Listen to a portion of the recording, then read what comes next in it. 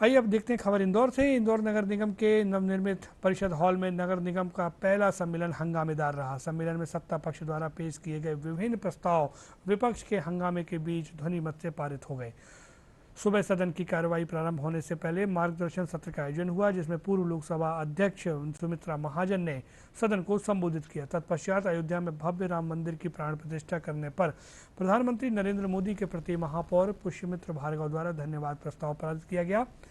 इस पर विपक्ष के सदस्यों ने सत्ता पक्ष पर भगवान राम के नाम पर राजनीति करने के आरोप लगाए।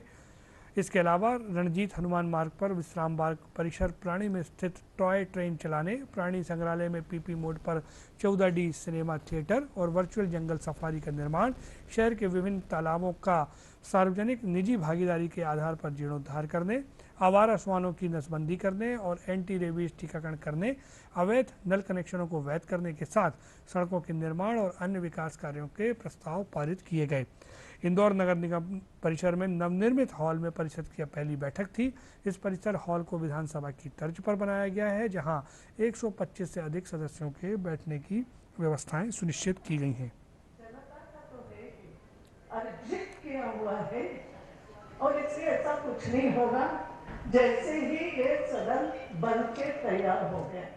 सबकी सम्माननीय आदरणीय सुमित्रा ताई के मार्गदर्शन से इंदौर नगर निगम के अपने स्वयं के सदन अटल सदन में यह परिषद की बैठक शुरू हुई है बहुत सार्थक रूप से।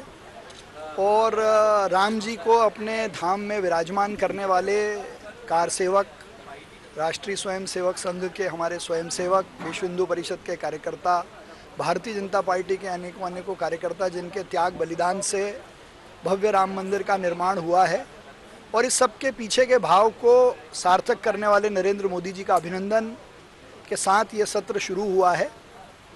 और शहर हित के कई मुद्दों पर सार्थक चर्चा भी हुई है, जिसमें बहुत महत्वपूर्ण था आत्मनिर्भर नगर निगम का। विपक्ष ने उस पर जानकारी मांगी, हमने उसको दी, साथ में उपाय भी बताए कि हम आत्मनिर्भर कैसे बनेंगे।